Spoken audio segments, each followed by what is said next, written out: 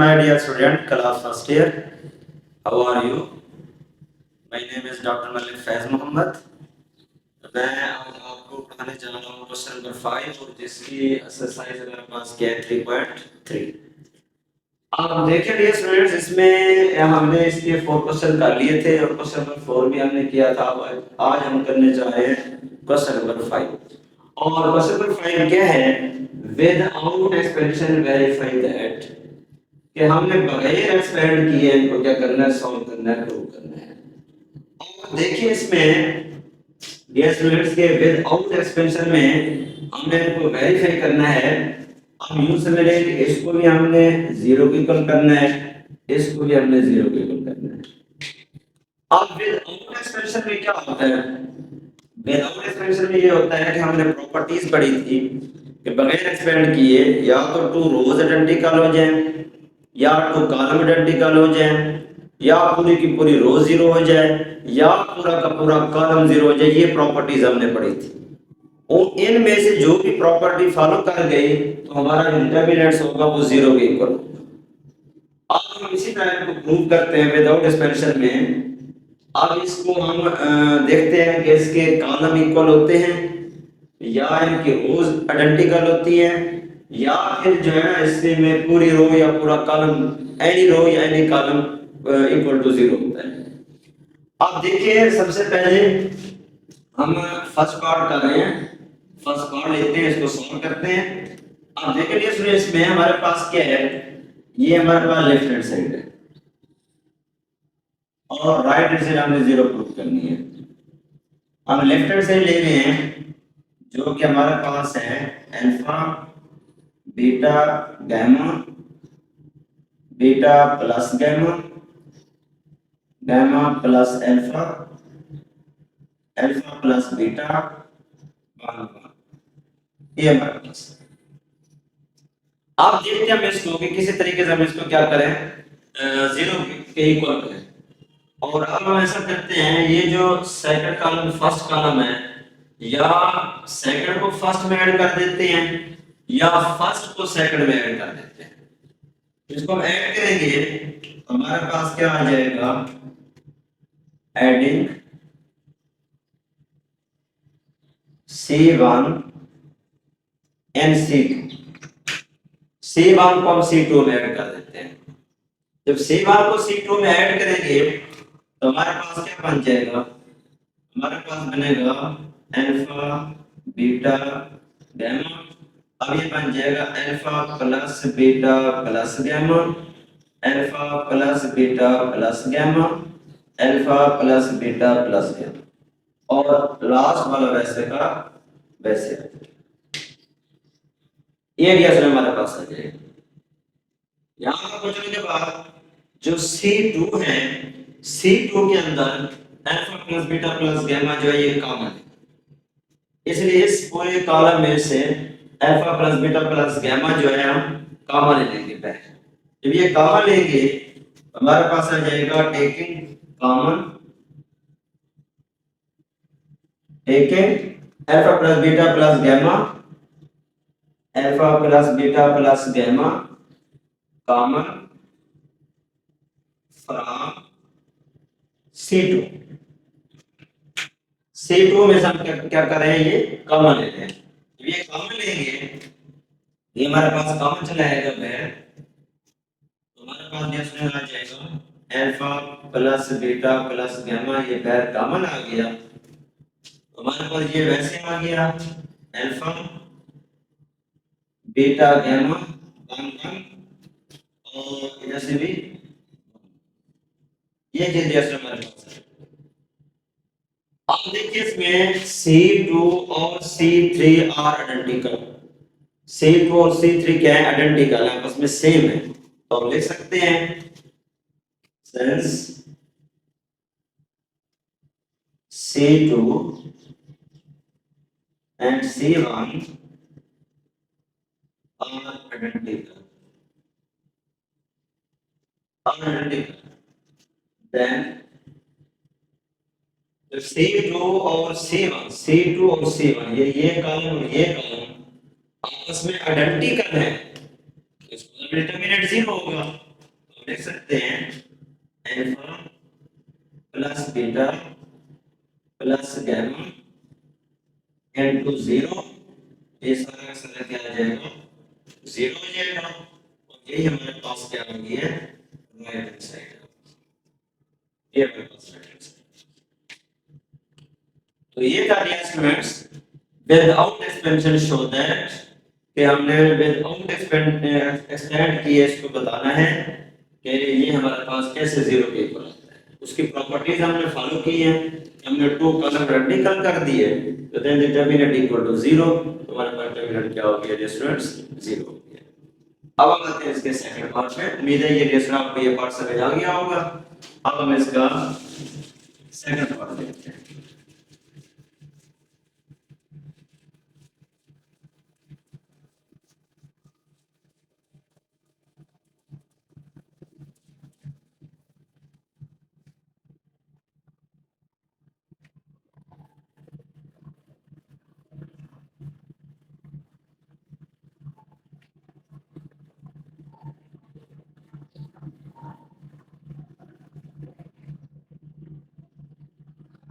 इसका second part देखते हैं हम। सेकंड पार्ट हमारे पास है, ये लेफ्ट हैंड साइड है और ये हमारे पास 0 जो इसके right hand side. Left hand side आप ले रहे हैं जो कि हमारे पास है 1 2 3 2 3 5 3x 6x और 9x। ये क्या हमारे पास है 1 2 3 2 3 5 3x 6x और 9x। अब देखिए ये भी हमने क्या करना है, विदाउट एक्सपेंशन वेरीफाई करना है, और इसमें भी वैसे कि हमने क्या करना है, प्रूव करना है कि कोई एनी टू रोज या एनी टू कॉलम्स आपस में आइडेंटिकल हो जाए, इक्वल हो जाए, या फिर एनी पूरे मैट्रिक्स में से एनी रो या एनी कॉलम 0 हो जाए। अब देख रहे हैं इसमें हम क्या करते हैं, इस पूरे मैट्रिक्स में से 3x हम कॉमन ले लेते हैं। जब 3x हम बाहर कॉमन लेंगे, 3x चला गया बाहर कॉमन, हमारे पास आ गया 1 2 3 और 2 3 5। ये 3x हमने C1 में से कॉमन लिया है, यहां से हमने ले लिया common, taking 3x common from C3। C3 में से हमने 3x क्या ले लिया है, कॉमन ले लिया। जब कॉमन लिया 3x बाहर चला गया 1 2 और 3, ये हमारे पास आ गया। मतलब 3x बाहर ले लिया कॉमन 1 आ गया, यहां से कॉमन लिया 2 आ गया, यहां से कॉमन लिया 3 आ गया। अब हमारे पास क्या है, देखिए फर्स्ट कॉलम और थर्ड कॉलम क्या हो गया, आइडेंटिकल हो गया। तो आप देख सकते हैं हमारे पास क्या है, C1 and C2 are identical, C1 and C3 are identical, then determinant 3x into 0 और ये हमारे पास 0 और ये हमारे पास क्या हो गया, राइट हैंड साइड। तो ये था ये स्टूडेंट्स का सेकंड पार्ट जो हमने प्रूव किया है कि हमारे पास जो सेकंड पार्ट है वो किसके इक्वल आ गया, 0 के इक्वल आ गया। तो ये जैसे उम्मीद है आपको समझ आ गया।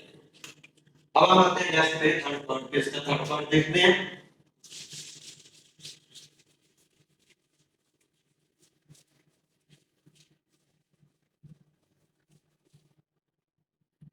अब ये थर्ड पार्ट हमारे पास है,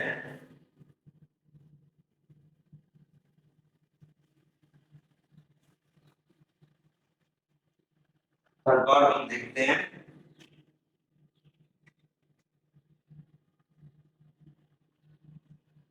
अब थर्ड पार्ट में कैसे, ये हमारे पास लेफ्ट हैंड साइड है, ये हमारे पास लेफ्ट हैंड साइड है और ये 0 हमारे पास क्या है, राइट हैंड साइड।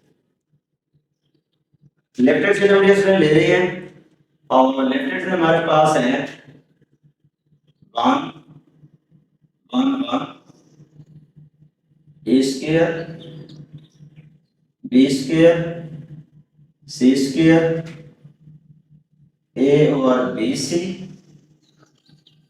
बी और सी ए सी और a B,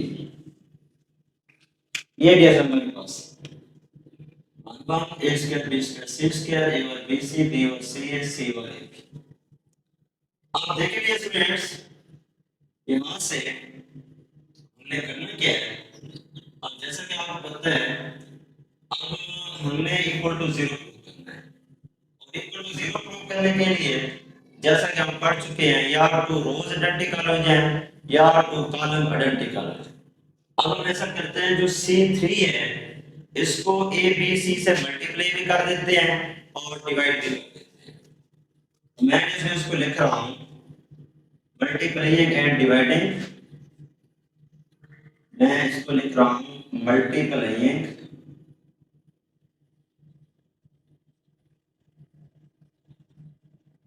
multiplying and dividing.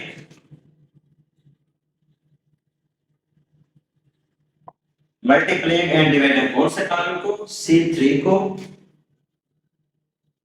Bye A b सी। जो C3 कॉलम है उसको मल्टीप्लाई कर रहे हैं किससे, ए बी सी से। जब इसको मल्टीप्लाई भी करेंगे डिवाइड भी करेंगे, और जो डिवीजन वाली टर्म है उसको लिखेंगे बैर। अब हम लिखेंगे बैर 1 और ए बी सी एंड 2। अब ये 1 1 1 ये भी वैसे a square b square c square. अब इसके साथ मैं लिख रहा हूं ए और b c multiply a b c.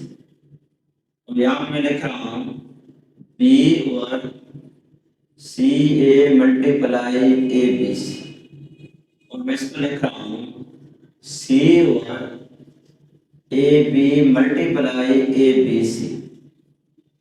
ये अब इसको सॉल्व करते हैं। अब देखिए यहां से जिसने बी सी से कट गया, सी से ए से कट गया, और ये ए बी से कट गया। इनको कट करने के बाद हमारे पास जो टर्म बच रही है वो क्या बच रही है, अब देख लीजिए सुना, हमारे पास जो टर्म बच रही है हमारे पास आ रही है 1 और बैर हुई ए बी सी इनटू, और ये वैसे आ गया फर्स्ट कॉलम 1 1 1, सेकंड कॉलम भी वैसे आ गया ए square b square c square, और यहां से ए बच रहा है और यहां से ए बच रहा है। ए से मल्टीप्लाई होगा ए स्क्वायर, बी से मल्टीप्लाई होगा बी स्क्वायर, सी से मल्टीप्लाई होगा सी स्क्वायर। आप देखेंगे स्टूडेंट यहां पे ना C2 और C3 आइडेंटिकल आते हैं। लिख सकते हैं, हम प्रॉपर्टीज पढ़े हैं कि जब टू कॉलम या टू रोज आइडेंटिकल हो जाएं देन डिटरमिनेंट इक्वल टू 0। लिख सकते हैं हमारे पास C2 and C3 are identical, then determinant क्या आ जाएगा हमारे पास 1 over a b c into 0। तो गैस में हमारे पास क्या आ गया 0, और यही हमारे पास क्या आ गया राइट हैंड साइड। तो ये गैस में हमारे पास क्या हो गया, थर्ड पार्ट जो है हमने सॉल्व कर लिया, प्रूव कर लिया। ये हमारे पास थर्ड पार्ट का आंसर। तो क्लियर स्टूडेंट्स, अभी है आपको समझ आ गया। अब हम आते हैं नेक्स्ट फोर्थ पार्ट करते हैं।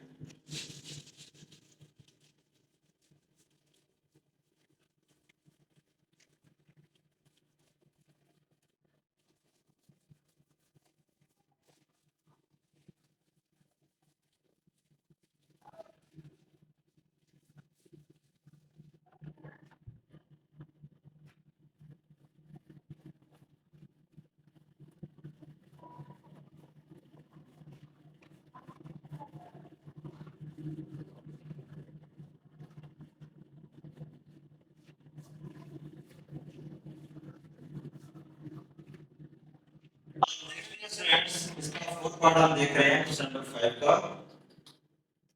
फोर्थ पार्ट क्या है हमारे पास? फोर्थ पार्ट है a minus b minus c minus a, b minus c minus a minus b और c minus a minus b minus c equal to 0। ये डियर हमारे पास है a minus b minus c minus a, b minus c minus a minus b और c minus a minus b minus c equal to 0। अब देखिए students हमारे पास without expansion है और विदाउट एक्सपेंशन में हम प्रॉपर्टी पढ़ चुके हैं, टू रोज आइडेंटिकल हो जाए या टू कॉलम आइडेंटिकल हो जाए या पूरे की पूरी रो 0 या पूरा का पूरा कॉलम 0। अब देखिए इसे ये हमारे पास लेफ्ट हैंड साइड है और ये हमारे पास है right hand side. Left hand side हम लेते हैं और इसको सॉल्व करते हैं। अब हम ऐसा करते हैं, इसमें हम C3 कॉलम को C2 कॉलम को C1 में ऐड कर देते हैं। क्यों?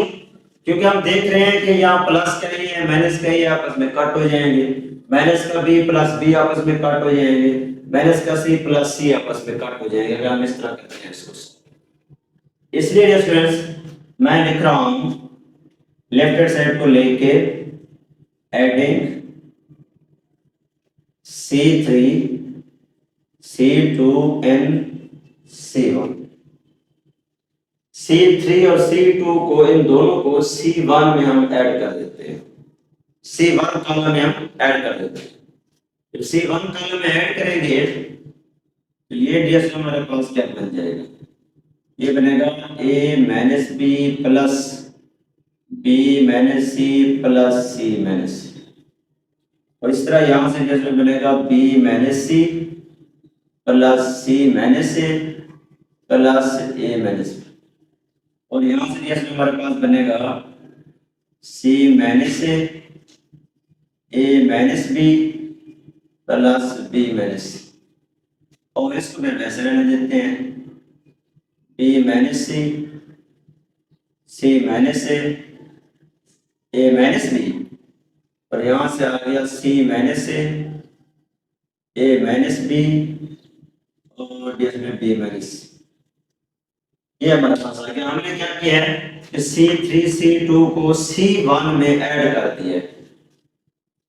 ऐड करने के बाद देखिए स्टूडेंट यहां से हमारे पास जो है प्लस का a minus b plus b minus c plus c, इसी तरह plus b minus c plus c minus a plus c, इस तरह plus c minus a plus a minus b plus b।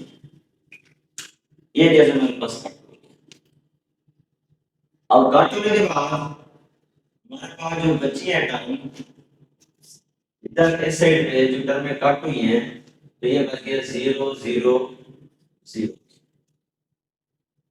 और यहां से b minus c minus a और a minus b फिर ये से c minus a minus b और b minus c।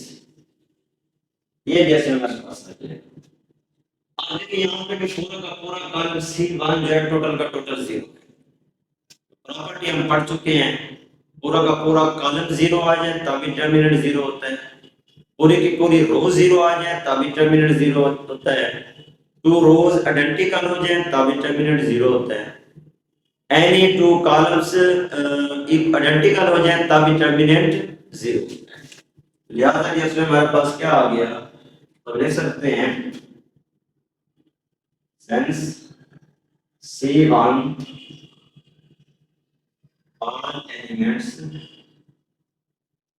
are 0 then determinant equal to 0। हमारे पास क्या हो गया, राइट हैंड साइड, ये हमारे पास राइट हैंड साइड। तो ये जैसे हमारा फोर पार्ट जो है ये प्रूव हो गया, four part without expansion show that k equal to 0। Okay students, उम्मीद है कि ये बात आपको समझ आ गई। अब हम आते हैं नेक्स्ट फाइव पार्ट पे।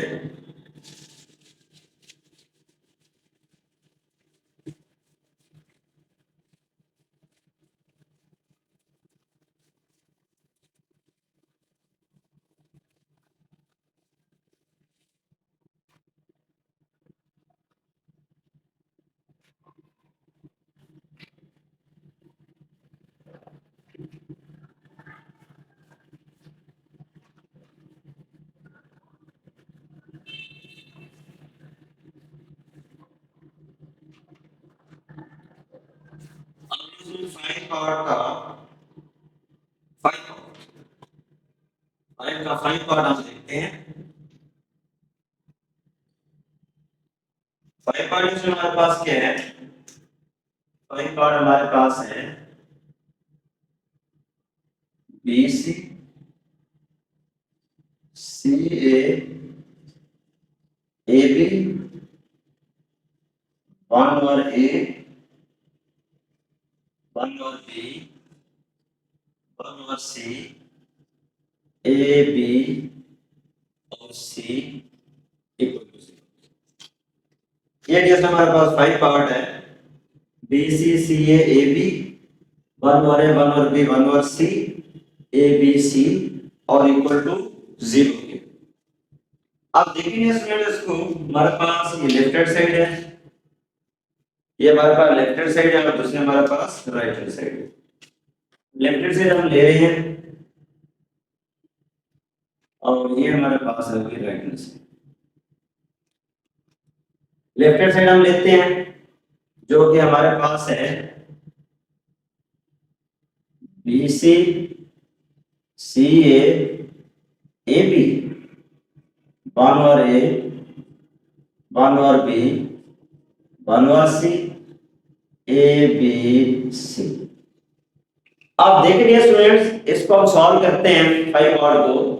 अब इसमें हम क्या करते हैं कि हमारे पास ये मैट्रिक्स गिवन है हमें, और हमने क्या करना है, राइट हैंड हिस्सा प्रूव करना है। और जैसा कि आपको पता है, हम जानते हैं कि विदाउट एक्सपेंशन में या तो रोज आइडेंटिकल हो जाए या तो कॉलम आइडेंटिकल हो जाए, या पूरे मैट्रिक्स में से एनी रो टोटल 0 हो जाए या एनी कॉलम 0 हो जाए।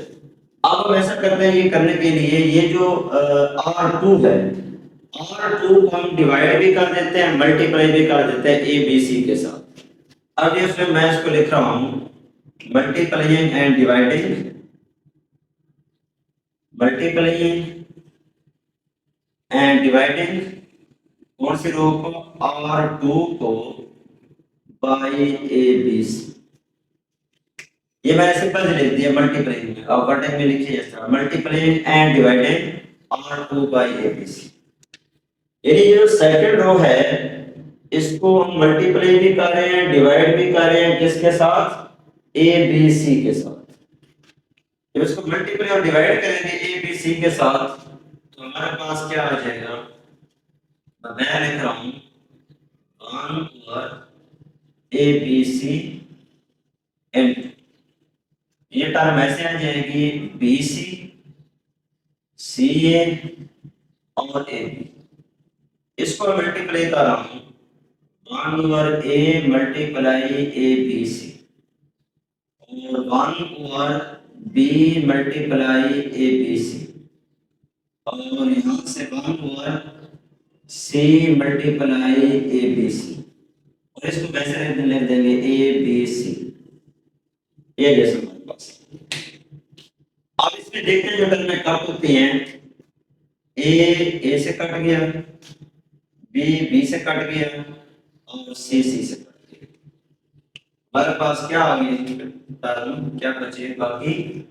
अब देखिए स्टूडेंट्स, हमारे पास जो है 1 over a b c and 2, हमारे पास टर्म बच रही है, ये तो वैसे ऊपर वाली वैसे आ जाएगी B c c a B, और यहाँ से बी सी बच गया, और यहाँ से जो है बी बी से कट गया, ए सी बच रहा है, ए सी या सी ए, और यहाँ से सी सी से कट गया, ए बी बच रहा है, ए बी, और ये ए बी सी वैसे का वैसे रहेगा। अब देखेंगे इसमें यहाँ पे ना R1 and R2 R R1 और R2 क्या है, आइडेंटिकल है, सेम एलिमेंट है, b c c a b identical है, तो हम लिख सकते हैं since R1 and R2 are identical. Then the determinants equal to 0. तो हम लिख सकते हैं 1 over A, B, C and 2 0. तो इसका मतलब हमारे पास क्या आ गया, 0 आ गया, और यही हमारे पास क्या है, राइट साइड। ये जैसे हमारे पास साइड, ये था 5 और इसका इसको सॉल्व किया, तो इसका आंसर हमारे पास क्या आ गया, 0। ओके फ्रेंड्स, उम्मीद है ये पार्ट आपको समझ आ गया होगा। अब इसको हम देखते हैं 6 पार्ट।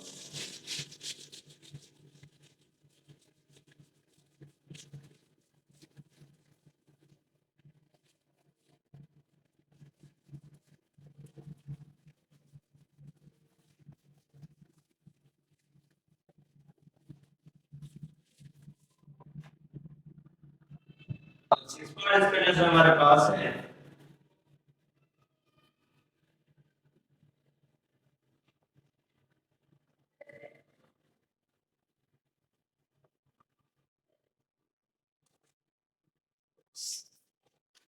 सिक्स पार्ट हमारे पास है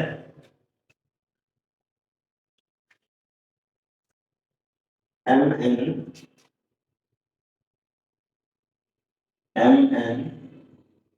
L l square n n m m square l n l l square equal to, हमें प्रूव करना है 1 by l square l cube m square m cube n square n cube. ये जैसे हमारे पास है m n n n l n, और उसके बाद है, अच्छा यहाँ पे ना हमारे पास एल एम है, ये जैसे हमारे पास एल एम है, m n l n l m l m n l square n square equal to 1 l square l cube 1 m square m cube 1 l square l cube. आप देखेंगे students, ये हमारे पास है लेफ्ट हैंड साइड, और वो हमारे पास है राइट हैंड साइड। ये लेफ्ट हैंड साइड है और ये हमारे पास राइट हैंड साइड है। लेफ्ट हैंड साइड हम लेते हैं जो कि हमारे पास है m n l l square n l m m square l m n और एन स्क्वायर। ये जैसे हमारे पास लेफ्ट हैंड साइड हम ले रहे हैं, और राइट हैंड साइड हम क्या करेंगे, डिवाइड। राइट हैंड साइड हम क्या करेंगे, प्रूव करेंगे। अब देखिए यहाँ से हमें थोड़ा सा हेल्प मिल जाता है, क्योंकि एल स्क्वायर एल क्यूब है ना प्रूफ में, अगर हम R1 को L से मल्टीप्लाई करें तो एल स्क्वायर एल क्यूब हो जाएगा, सेकंड रो को m से मल्टीप्लाई करें तो m स्क्वायर m क्यूब हो जाएगा, थर्ड रो को n से मल्टीप्लाई करें तो n स्क्वायर m क्यूब हो जाएगा। इसका मतलब ये हुआ कि हम फर्स्ट रो को L से मल्टीप्लाई करेंगे, सेकंड रो को हम m से मल्टीप्लाई करेंगे, थर्ड रो को हम n से मल्टीप्लाई करेंगे। इसलिए जैसे मैं यहाँ पे लिख रहा हूँ मल्टीप्लाइंग एंड डिवाइडिंग,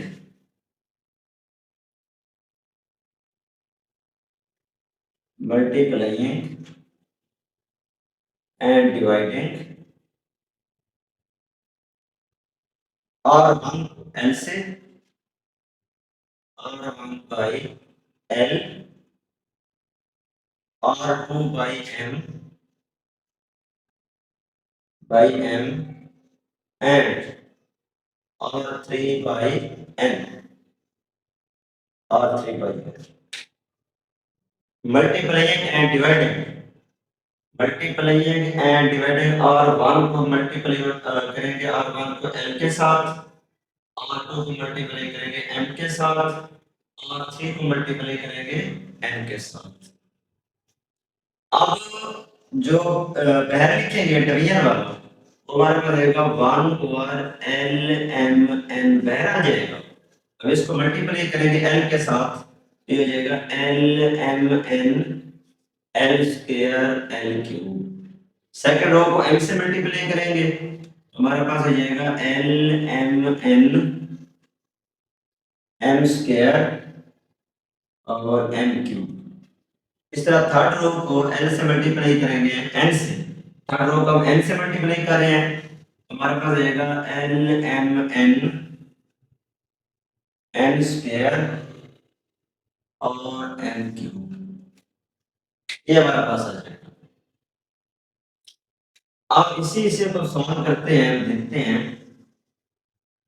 आप देखेंगे इसमें यहाँ पे ना first column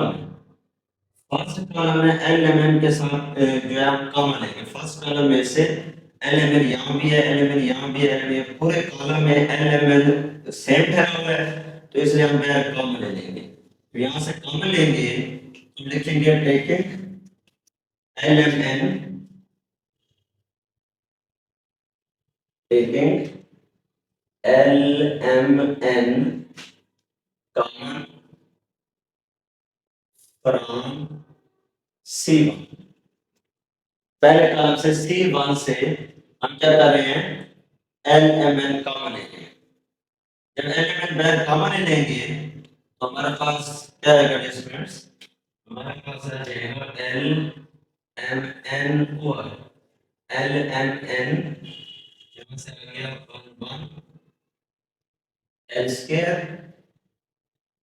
M square m square l cube m cube और एल क्यूब। अब यहाँ से किस लिए कट हो जाएंगे, ये भी और ये भी, और यही हमें राइट हैंड साइड प्रूव करना था, और ये हमारे पास क्या आ गया, राइट हैंड साइड आ गया। यहाँ दिया सर हमारे पास क्या आ गया सोल्यूशन, सोल्यूशन हमारे पास आ गया 1 l square l cube 1 m square m cube 1 n square और एन क्यूब। ये गया हमारे पास, और यही हमारे पास राइट हैंड साइड है जो हमें प्रूव करनी थी, और ये राइट हैंड साइड हमारे पास क्या आ गया स्टूडेंट्स, क्लियर है स्टूडेंट्स। उम्मीद है कि ये 6 पार्ट आपको सारा समझ आ गया।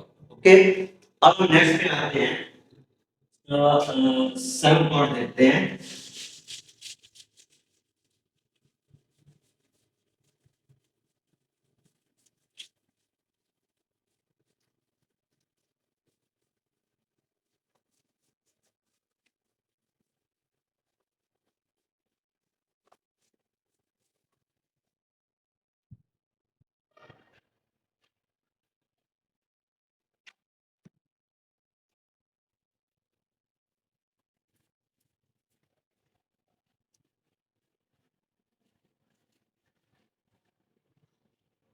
देखिए स्टूडेंट्स, इसका 6 पार्ट अभी हमने किया था, वो करते हैं इसका 7 पार्ट। 7 पार्ट हमारे पास है,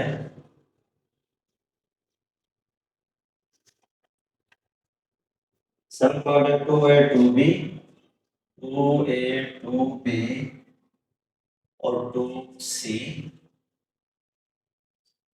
a plus b 2b b plus c a plus c b plus c 2c equal to 0। ये जैसे हमारे पास साइमन पार्ट है 2a 2b 2c a plus b 2b b plus c a plus c b plus c और 2c equal to 0।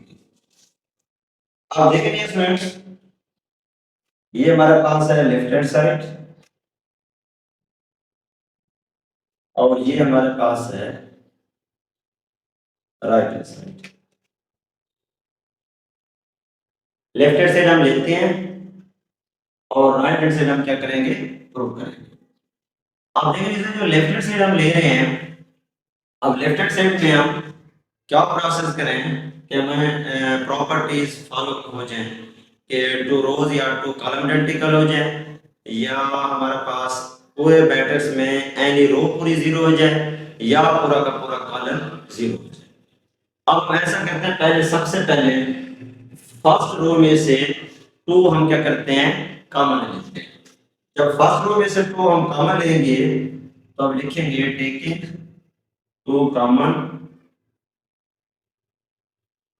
Taking 2 common from R1, taking 2 common from R1। R1 में से हम 2 common लेंगे। जब R1 में से 2 हम कॉमन लेंगे तो चला गया बाहर इनटू A B C और यहां से वैसे आ गया A plus B 2B B plus C A plus C B plus C और 2C। ये जैसे हमारे पास आ गया 2 हमने कॉमन ले लिया A B C A plus B 2B B plus C और A plus C B plus C और 2C। अब यहाँ पे डिफरेंस पहुंचने के बाद फिर हम इसमें मजीद प्रोसेस करते हैं कि हम ऐसा करते हैं R1 की हेल्प लेके R1 में से R2 माइनस करते हैं, फिर R1 में से R3 माइनस करते हैं। तो लिख सकते हैं बाय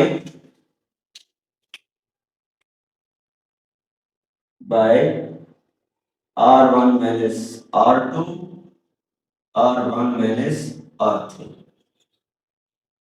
ये R1 माइनस R2 और R1 माइनस R3। ये R1 में से R2 माइनस करते हैं, फिर R1 में से R3 माइनस करते हैं। आप देख रहे स्टूडेंट हमारे पास 2 तो वैसे आ गया, जो ठहरा हुआ है 2 ये वैसे आ गया, फर्स्ट रो भी वैसे लिख देंगे A B C। आगे इनको करते हैं माइनस R1 माइनस R2। अब R1 देखिए हमारे पास क्या है, अब R1 हमारे पास है, इसमें देख ले A और AB। अब R2 की वैल्यू देखना हमारे पास लिखा हुआ है R2 माइनस R1। R2 हमारे पास क्या है, R2 की वैल्यू है A plus B minus R1 कितना है, A है, R1 गया A, तो A से कट गया तो क्या बच गया हमारे पास, B बच गया, तो लिहाजा इधर क्या आ जाएगा, B आ जाएगा। और इसी तरह 2B में से B चला गया यहाँ भी B आ जाएगा, और C से कट गया तो यहाँ भी क्या आ जाएगा, B आ जाएगा। इस तरह थर्ड रो में आ जाए, इस तरह R2 मेरे साथ थे। अब इस तरह से यहाँ पे हम करेंगे इसको मैं एक बार आपको करवा देता हूँ ताकि समझ आ जाएगी। अब R3 माइनस R1 हमारे पास है R3 माइनस R1। अब R3 हमारे पास क्या है, A प्लस C, यहाँ पर करोगे A plus C minus R1 क्या है, A है, R1 है A, तो A से कट गया तो इसलिए हमारे पास यहाँ पे क्या आ जाएगा, C आ जाएगा। इस तरह B प्लस C और B से कट गया तो यहाँ पे हमारे पास C आ जाएगा, और 2C में से C चला गया तो यहाँ पे हमारे पास क्या आ जाएगा, C आ जाएगा। ये जैसे हमारे पास अब देखें सेकंड रो पूरी B ठहरा हुआ है, थर्ड रो में पूरी में देखें C ठहरा हुआ है, तो सेकंड रो में से हम B कॉमन ले लेते हैं और थर्ड रो में से हम C कॉमन ले लेते हैं।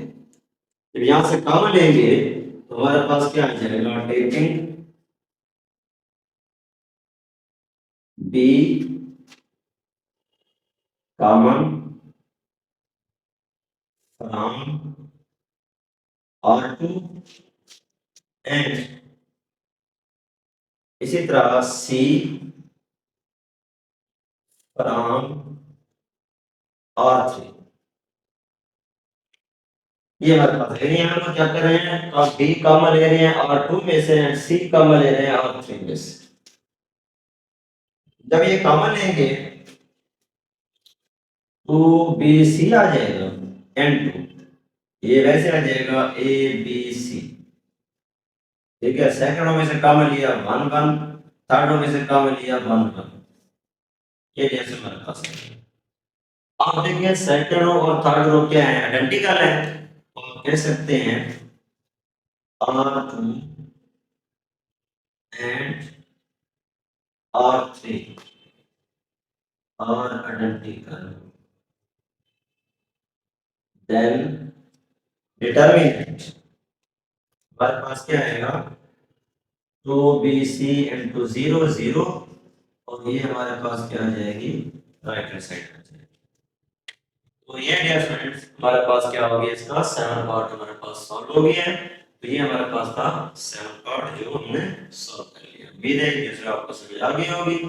यहाँ तक ऐसी बात पॉइंट जो आपको समझ आ रहा हो तो आप कमेंट करके कमेंट सेक्शन में मुझसे डिस्कस कर सकते हैं। ओके डियर फ्रेंड्स, अब हम इसका देखते हैं 8 पार्ट। ये हमने 7 पार्ट कर लिया है, अब इसका 8 पार्ट देखते हैं।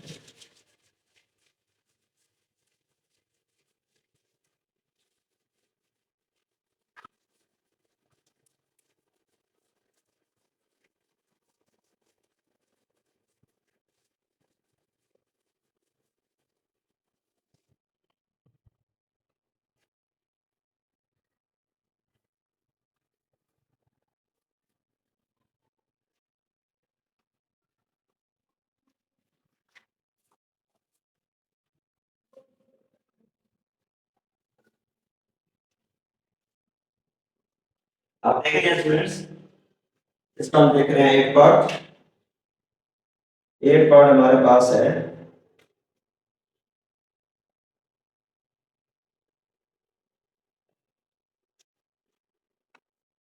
अब 8 पार्ट क्या है, 8 पार्ट है 7 2 6 6 3 2 -3 5 1 इज इक्वल टू, जैसे हमारे पास है 7 2 7 6 3 5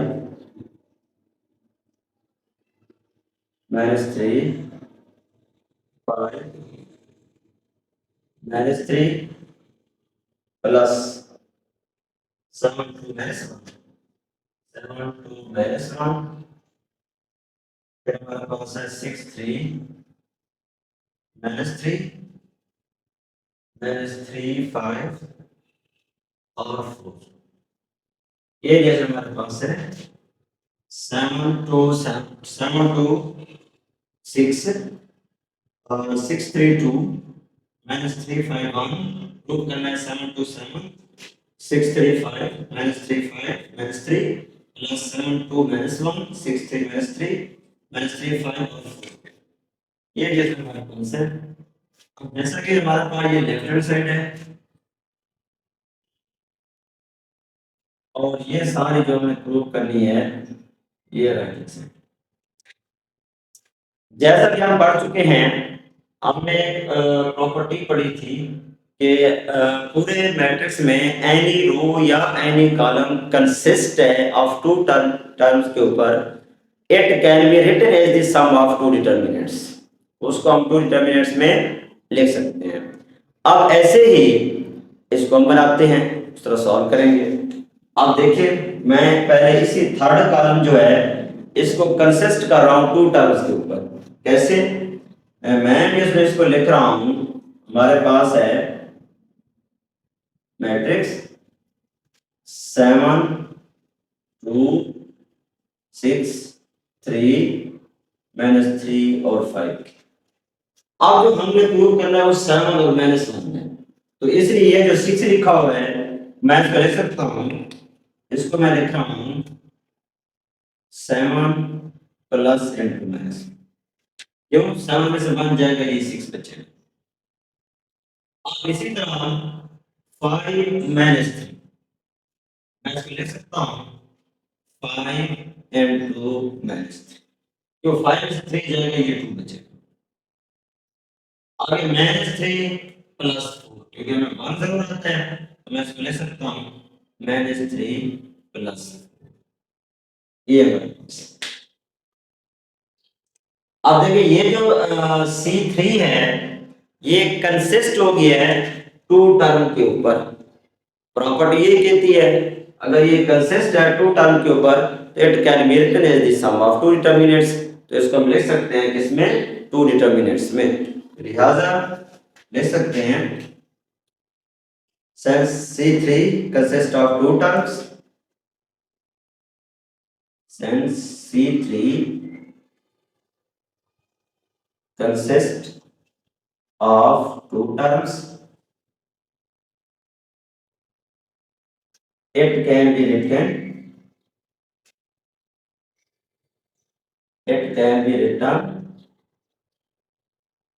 as the sum of 2 determinants, sum of 2 determinants।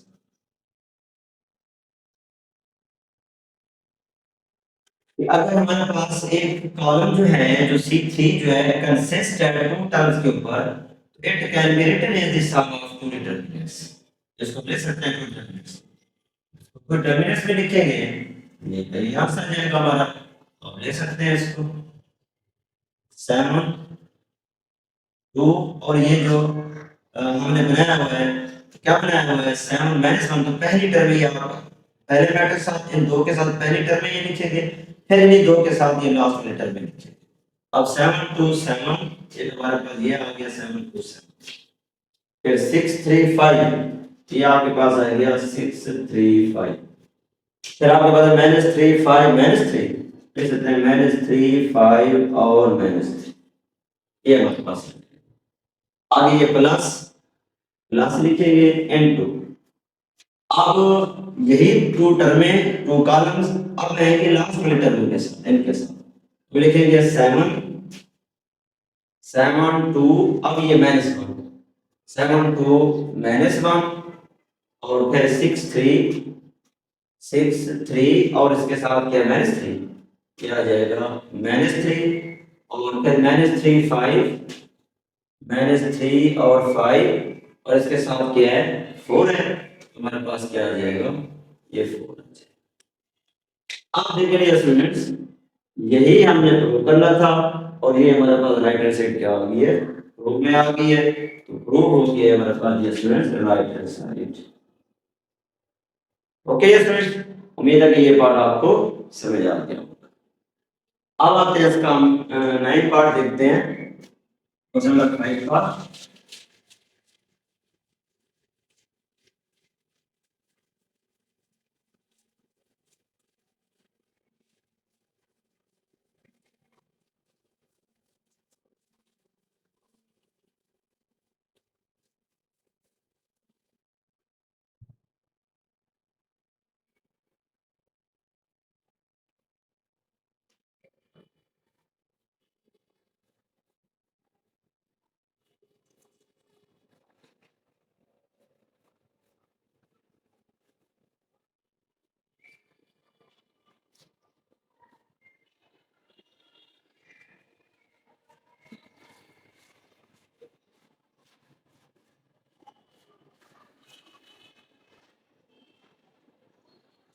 अब देखिए यस फ्रेंड्स, अब देखते हैं हम क्वेश्चन नंबर 5 का लास्ट पार्ट यानी 9 पार्ट हम करें इसका।